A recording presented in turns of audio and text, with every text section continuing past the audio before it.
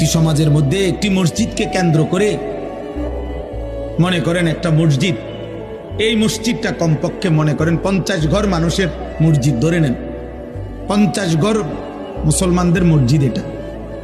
তাইলে 50 ঘরে যদি পুরুষ ধরে নিলাম 5 জন করে, 250 জন, কথার কথা, তাহলে 250 জন পুরুষের জন্য ধরেন এই মসজিদটা। আপনি দেখেন তো আজ 2026 সালের আজকে 25 জানুয়ারি, আজ পর্যন্ত দেখেন ফজরের নামাজে মুসল্লি কয়জন?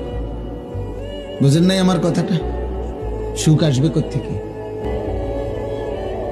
সুখ আসবে কোত্থেকে?